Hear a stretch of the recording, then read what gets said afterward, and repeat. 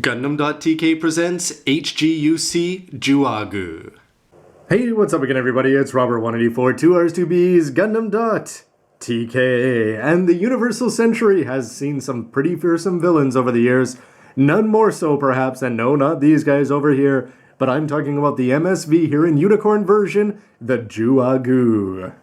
And you've seen the unbox, but these empty plates here are going to yield one of the more unique looking of the zoo animals in the Mobile Suit collection.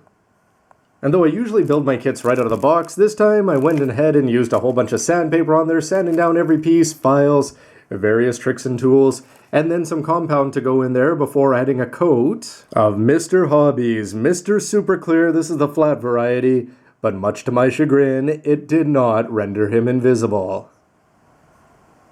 No awards for complexity here, but it's still a lot of fun to put it all together. As you can see that you're going to have some brown colors here on top of the dark gray with some nice little details underneath there. You've got your dryer vent here in white, just two pieces as you put them together, and that gold tan, whatever you want to call it there for the coloring, is going to look good, but you can just see that it's going to be very simple polycaps there, and perhaps a little bit worrying in terms of the posability that you're going to get with it, and you'll notice that it's got a little notch up there, and also just down here it's also just going to have a round polycap that it's inserted into. And a very bizarre looking, somewhat egg Russian doll looking body kind of thing down here. Anyway, you're not going to have a lot of colors here. There are some red seals that you can go ahead or paint those up properly on the inside, but otherwise you're going to get that nice little strip of gold down there. You've got an attachment point here if you want to put them up on action base too, and some cool gray thrusters back there in the back where you're probably not going to see them, and the backpack attachment point. You can see that the hips on the inside, that this gold is going to be providing what you can call the inner frame here for this high grade, and it's going to be coming down at a very jaunty angle there, and so you're just going to take the legs and plug them in on the inside. It'll just be a question of how well they work in terms of posability. And then for the upper body though, it's not all that bad because you're able to twist this body around this much here, and you do get a little bit of movement up and down, some cool looking vents in there, and the neck. You'd think for such a hollow space that they might have this move up and down or do something fancy. Instead, no, it's just going to be locked into place, but you do get a small plus here with the shoulders able to pop out. So when you pop on the very interesting looking, and again, somewhat awkward shoulders, hopefully we are going to get some movement. As you can see that you're just going to have a polycap there on the inside that's going to attach in, and that's going to rotate up and down, but you're also going to have this shoulder part here. So you're going to want to move things in unison more often than not. Otherwise, it's going to look a little bit strange, but it's still always great when they put these on. So you are exposing the two colors.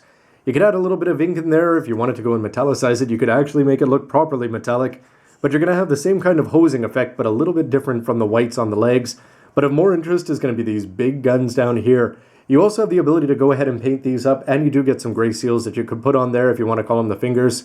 And then down here, you've just got these nice white pieces, which are going to come down to some pretty detailed rocket launchers there on the inside. They're going to look good, and because this is even bigger with the light here, it's not going to show off so well on the camera, but if you ever brought these forward to bear, you'd be very easy to see them on display on your shelf.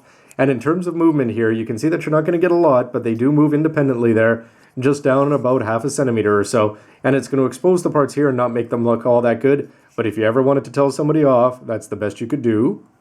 But when you're talking 1980s simplicity for some of the other parts, you can see that they put a lot of effort here into the backpack, both in the design and the actual molding here. Vents in a couple places there, some nice stand-up parts, and some very familiar Zeonic little piping around there that we've seen on how many Zaku 2s, and put them all together, and you can see that you're just going to have this solid attachment point on here. Yes, but check if all the animals are in the zoo tonight, because of course, the most noticeable feature is the elephant trunk that it's going to have here, besides the fact that it's got that nice color white offset there.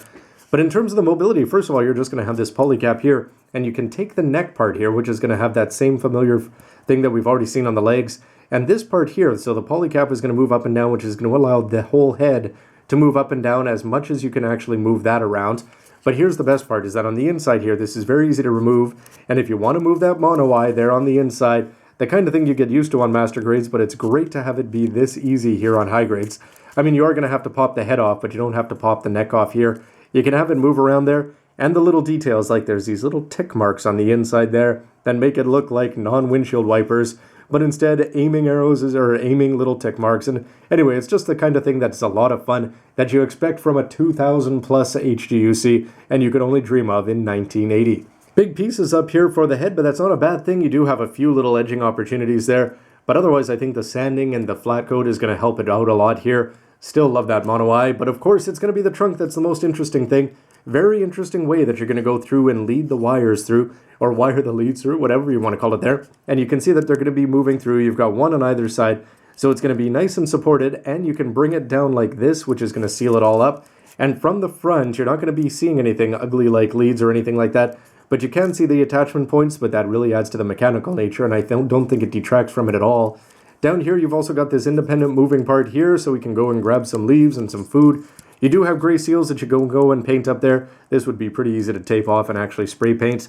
Add a little bit of color there if you want to on the other side, but you already saw that you can get a nice bend up here, and it's actually going to stay into place very, very well, and it's not going to, even though it's not going to move off to the side, it's still the kind of thing that nobody's going to forget when they see it on your shelf, and they may be wondering, yeah, why it even exists in the first place.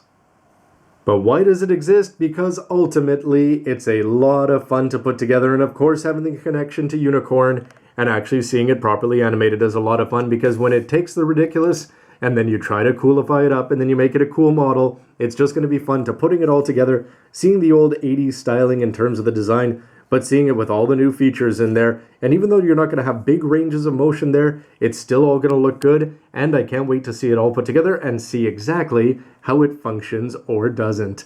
Anyway, everybody, as always, let me know what you think and stick around to see the mobile suit all put together and hopefully not get recaptured by the zoo. Thanks for watching, everybody. Bye. You know, with your feminine coloring there and the big shoulder pads, maybe you were designed in 1982.